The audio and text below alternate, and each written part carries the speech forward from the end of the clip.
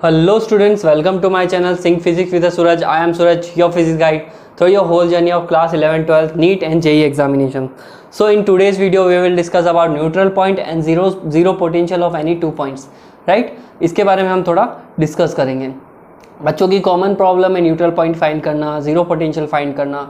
ठीक है, इस वीडियो के एंड तक आपकी ये प्रॉब्लम दूर हो जाएगी. सो बने रहिए एंड तक. ठीक है, बिना किसी टाइम को वेस्ट किए हम वीडियो को स्टार्ट करते हैं. ठीक है, न्यूट्रल पॉइंट और जीरो पॉइंट क्या होता है? न्यूट्रल पॉइंट ऐसा पॉइंट होता है जहाँ पे क्या होता है, इलेक्ट्रिक फील्ड जीरो होता है. किसी भी सिस्टम में इलेक्ट्रिक फील्ड अगर उसका जीरो है उस पॉइंट पे, तो वो पॉइंट हमारा कौन सा पॉइंट होगा? न्यूट्रल पॉइंट होगा. एग्जाम्पल के लिए मेरे पास में एक चार्ज है Q1 और दूसरा चार्ज है Q2 और एक चार्ज है Q3. अब ये तीनों चार्जेस एक दूसरे के ऊपर फोर्स तो लगा ही रहे होंगे, right? But if they apply a force, और उनमें भी एक ऐसी पॉइंट होती है जहाँ पे उनके ऊपर कोई फोर्स लग नहीं रहा है, आई मीन उनके ऊपर कोई इलेक्ट्रिक फील्ड लग नहीं रहा है, तो उस सिस्टम में उस पॉइंट को हम क्या बोलेंगे? न्यूट्रल पॉइंट फाइंड बोलेंगे. तो अभी हम क्या करते हैं, न्यूट्रल पॉइंट को फाइंड करते हैं. न्यूट्रल पॉइंट वेरी इंपॉर्टेंट होते हैं हमारे 12th क्लास के हिसाब से. इसको फाइंड करना स्टूडेंट्स के लिए वेरी प्रॉब्लमेटिक थिंग है और ये प्रॉब्लम को मैं इस वीडियो के एंड तक खत्म कर दूंगा. सो प्लीज एंड तक बने रहें और इस वीडियो को पूरा देखें, so that you will get proper idea how to find a neutral point in any 2 charge system, 3 charge system, right? चलो स्टार्ट करते हैं. न्यूट्रल पॉइंट क्या होता है? न्यूट्रल पॉइंट तो पता ही दिया है मैंने कि हमारे पास में जब पॉइंट ऐसा आ जाएगा जहाँ पे हमारे चार्जेस के लिए इलेक्ट्रिक फील्ड जीरो होगा. तो पहला हमारे पास में जो कंडीशन आ रही है, neutral point due to a system of 2 like point charges. यहाँ पे दोनों चार्जेस की वैल्यू क्या है? सेम है. पॉइंट चार्जेस की वैल्यू सेम है. दैट मीन्स जैसे डायग्राम देख सकते हो आप, मेरे पास एक चार्ज है Q1 और मेरे पास में एक चार्ज है Q2. दोनों को मैंने x डिस्टेंस पे रख रखा है और x डिस्टेंस पे रखने के बाद में मुझे इनका न्यूट्रल पॉइंट फाइंड करना है. ठीक है, एक कंडीशन के लिए मैं मान लेता हूं कि इनका न्यूट्रल पॉइंट कहां पर है? इस जगह पे. ठीक है, n जो है हमारा न्यूट्रल पॉइंट है. ठीक है, Q1 और Q2 है और x डिस्टेंस पे हम दोनों चार्जेस को रख रहे हैं और इनके सेंटर में कोई ऐसा पॉइंट n है जहां पे हमारा न्यूट्रल पॉइंट है. कंसीडर कर लेते हैं, सपोज कर लिया. और इसमें एक कंडीशन ध्यान रखना, दोनों लाइक चार्जेस है. That means Q1 is equal to Q2.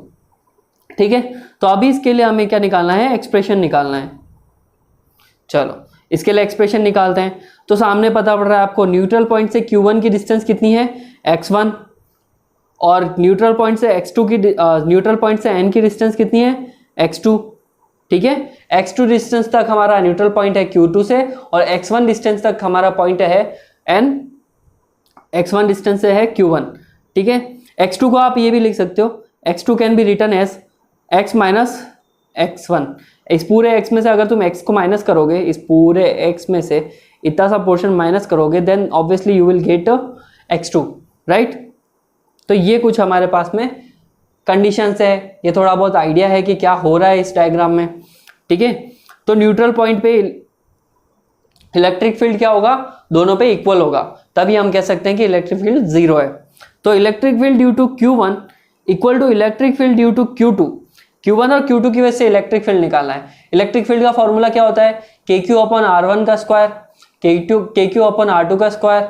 But यहाँ पे हमारे पास में डिस्टेंसेस क्या है? x1 और x2 है. So we can put it as KQ upon x1 का स्क्वायर और KQ अपॉन x2 का स्क्वायर, राइट? दोनों को लिख दिया. ये K से ये पूरा K क्या हो जाएगा? कैंसल आउट हो जाएगा. And I get Q1 upon x1 का square is equal to Q2 upon x2 का स्क्वायर. अगर मैं इसको सॉल्व करूं, इसको अगर मैं सॉल्व करता हूं तो मुझे मिलेगा Q2 जो है डिनोमिनेटर में भेज दूं और x1 को इधर ले आऊं, तो ये हो जाएगा Q1 अपॉन Q2. देखो Q2 है ना, Q1 के डिनोमिनेटर में आ गया, तो x1 कहाँ जाएगा? ऊपर आ जाएगा और ये x2 का स्क्वायर हो जाएगा. और दोनों का स्क्वायर है तो उनको कंबाइन ही ले सकते हैं. तो फॉर्मूला कुछ इस तरह से बन जाता है. ठीक है, शॉर्ट में अगर आपको याद रखना है कि how to find x1 and x2, तो इसका भी फॉर्मूला होता है सीधा. ये इसी फॉर्मूला से डिराइव हुआ है. x1 is equal to x upon Q1 upon Q2 plus 1. ये हमारे पास में x1 फाइंड करने का फॉर्मूला, ये x2 फाइंड करने का फॉर्मूला है. चलो मैं आपको एक फॉर्मूला इसमें से डिराइव करके बता देता हूँ. नेक्स्ट वाला आप खुद से ट्राई करेंगे, वीडियो को पॉज करके. अगर आपसे होता है तो ठीक है, नहीं तो देख लेना कि है ना कैसे हम फाइंड करते हैं इसका फॉर्मूला. चलो मैं आपको एक सॉल्व करके बताता हूं.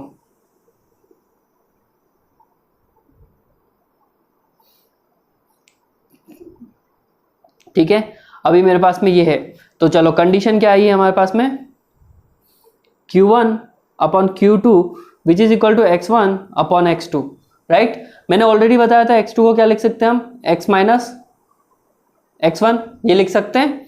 सो लिख देते हैं इसको Q1 upon Q2 x upon x minus x1, इनका क्या हो रहा है, होल स्क्वायर हो रहा है।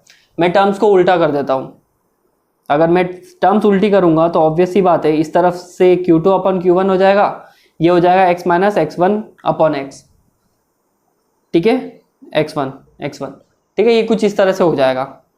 जब मैं इसको, और इसके ऊपर क्या लग रहा है, स्क्वायर लग रहा है, we can write it as Q2 upon Q1 x minus x1 upon x। Denominator को क्या लिख सकता हूं मैं, ऐसे, राइट। तो ये कुछ इस तरह से हो जाएगा Q2 upon Q1, under root तो आ ही रहा है, x अपॉन x1 माइनस 1 को उधर शिफ्ट करेंगे तो मुझे क्या मिलेगा, 1 प्लस, या फिर ऐसे लिख दो Q2 upon Q1 plus 1 equal to x upon x1। मुझे x1 की वैल्यू चाहिए थी, तो x1 is equal to x upon under root Q1 under root Q2 upon Q1 plus 1। So ये फॉर्मूला आ गया यहाँ पे। तो सीधा यही फॉर्मूला अगर आप याद कर लेते हैं तो भी कोई नुकसान नहीं है। सो इस तरह से आप इसको देख सकते हैं। अगर फिर भी समझ में नहीं आया तो वीडियो को वापस पीछे जाके रिवाइंड करके स्लो करके देखिए, तो भी आपको समझ में आ ही जाएगा। तो इस तरह से निकाल सकते हैं। सिमिलरली हमारे पास में x2 की वैल्यू क्या आती है, x2 is equal to x upon under root Q1 upon Q2 plus 1। तो ये हमारे पास में x2 की वैल्यू आ जाती है, ठीक है, जो मैंने यहाँ पे ऑलरेडी लिख रखी है, ये x1 और x2 की वैल्यू। इसको अगर आप चाहे तो ये भी समझ सकते हैं कि ये शॉर्ट ट्रिक है, ठीक है, एक तरह से शॉर्ट ट्रिक है। चलो फिर आता है हमारे पास में neutral point due to a system of two unlike point charges. अब चार्जेस की वैल्यू क्या हो जाएगी, अनलाइक हो जाएगी, मतलब वैल्यूज क्या है, डिफरेंट है। तो हो सकता है Q1 is greater than Q2 और Q2 is greater than Q1, कुछ भी कंडीशन हो सकती है, ठीक है। चलो, और हमने जो कंडीशन ली है यहाँ पे, Q1 is less than Q2, Q1 की वैल्यू कम है as compare to the Q2। चलो डायग्राम देख सकते हो, जैसे कि Q1 और Q2 यहाँ पे रखा हुआ है और इनका न्यूट्रल पॉइंट कहाँ पे है, Q1 के जस्ट पास में है। अब मैं बताता हूँ ऐसा क्यों करा है, N को इस तरफ क्यों रखा गया है। देखो मेरे पास में अगर एक चार्ज है और मेरे पास में दूसरा चार्ज है Q1 और Q2, इसकी वैल्यू कम है, सपोज इसकी वैल्यू 2 है, इसकी वैल्यू कितनी है, 6 है, ठीक है, इसकी वैल्यू 2 और 6 है। अब ये इनबैलेंस है, बैलेंस बन नहीं रहा है, इनमें कोई प्रॉब्लम हो रही क्रिएट। तो हम क्या करेंगे, अगर न्यूट्रल पॉइंट लेना है तो मैं इधर लूंगा ना, सो दैट इसका बैलेंस और इसका बैलेंस इक्वल हो जाएगा। न्यूट्रल पॉइंट मान लो 4 पे, तो अब हो गया ना 4 2। मैं अगर इस तरफ 4 रखूंगा तो ये तो और ज्यादा हो जाएगा। एग्जाम्पल समझा रहा हूं मैं, समझने की कोशिश करना। अगर मैं कोई वैल्यू 4 इधर रखता हूं तो 6 + 4 10 हो जाएगा, ये और ज्यादा बड़ा हो जाएगा, सो दैट बैलेंस तो बन नहीं रहा है, तो मुझे 4 इधर रखना पड़ेगा। तो हो गया ना 4 + 2 6, तो ये बैलेंस हो गया ना, दैट्स वाई। तो इसका न्यूट्रल पॉइंट कहां पे आएगा, Q1 के जस्ट पास में L डिस्टेंस पे। तो हमने कंसीडर करा है इसका न्यूट्रल पॉइंट है L डिस्टेंस पे Q1 से, और Q1 और Q2 के बीच की डिस्टेंस कितनी है, X है। तो ये कुछ डायग्राम है और कंडीशन क्या है कि Q1 है ना स्मॉलर देन Q2 है। तो ये कुछ था, अभी इसको डिराइव कर लेते हैं। तो न्यूट्रल पॉइंट क्या हो जाएगा, ये होगा ना, ये Q1 और Q2, अगर ये X है और न्यूट्रल पॉइंट यहाँ से यहाँ तक L डिस्टेंस पे है, तो हमारे पास में है ना न्यूट्रल पॉइंट हो जाएगा Q1 के लिए KQ1 अपॉन L² और Q2 के लिए क्या हो जाएगा KQ2 अपॉन न्यूट्रल पॉइंट से कितना दूर है, देखो ढंग से, L + X डिस्टेंस तक, तो L + X उसकी डिस्टेंस हो जाएगी। So we can write it as a K से K तो कैंसिल आउट हो जाएगा, Q1 upon Q2 L upon X + L, इसका होल स्क्वायर हो जाएगा ये। सो यहाँ से मुझे क्या मिल जाएगा, इक्विलिब्रियम कंडीशन के लिए फॉर्मूला मिल जाएगा for any two unlike charges. अगर आप L को निकालना चाहे शॉर्ट में, तो ये शॉर्ट में फॉर्मूला सीधा रख दिया है मैंने, ठीक है। ये उसी मेथड से कर सकते हैं आप, और इसका फॉर्मूला भी निकाल सकते हैं, ठीक है। निकाल के बताऊं क्या, चलो बता देते हैं। यहाँ पे मेरी डिस्टेंसेस क्या है, L अपॉन X + L, ठीक है। क्या मैं इसको ऐसे लिख सकता हूँ, अगर इनको इन्वर्स करना चाहूँ तो Q2 upon Q1 is equal to x plus L upon L का होल स्क्वायर। फिर ये डिनोमिनेटर से है तो इसके ऊपर रूट लग जाएगा, और हम इसको ऐसे लिख सकते हैं x upon L plus 1। So it can be written as under root Q2 upon Q1 minus 1 is equal to x upon L, और मुझे एक्स एल की वैल्यू चाहिए तो एल क्या हो जाएगा, x upon under root Q2 upon Q1 minus 1। सो हम इसको ऐसे लिख सकते हैं। तो यहाँ पे ये आ गया हमारे पास में इसका फॉर्मूला। ठीक है, किसी को भी वीडियो समझ में आ रही हो, कुछ प्रॉब्लम हो रही है तो कमेंट सेक्शन में ज़रूर पूछें।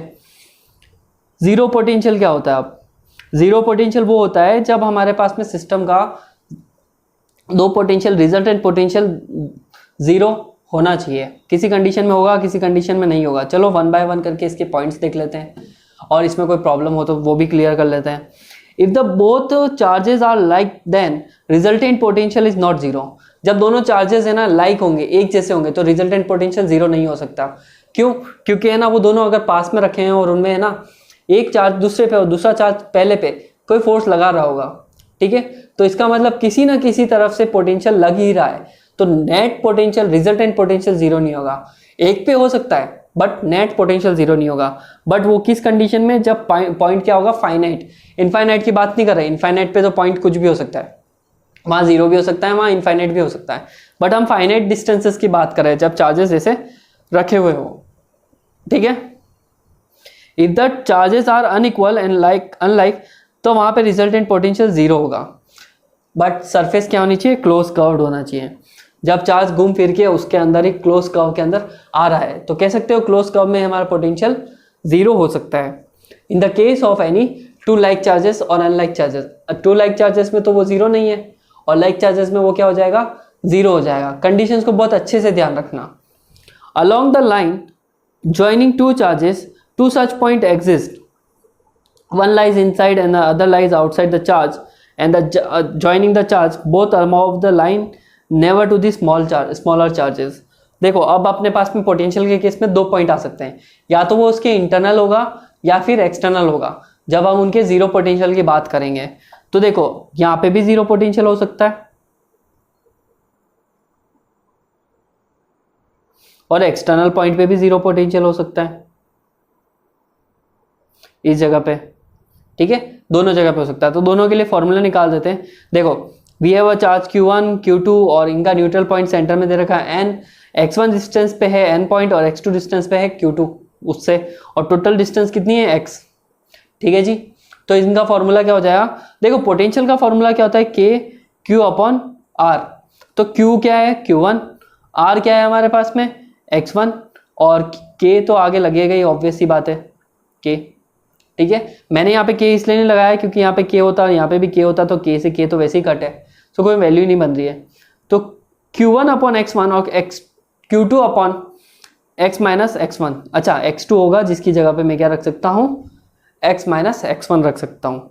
सो ये हमारे पास में आ गया। और अगर इसको आप ढंग से सॉल्व करेंगे जैसे मैंने अभी दो पिछले सॉल्व करके बताया, so you got the value of x1 equal to x upon Q2 upon Q1 plus 1, ये हमारा फाइनल फॉर्मूला है।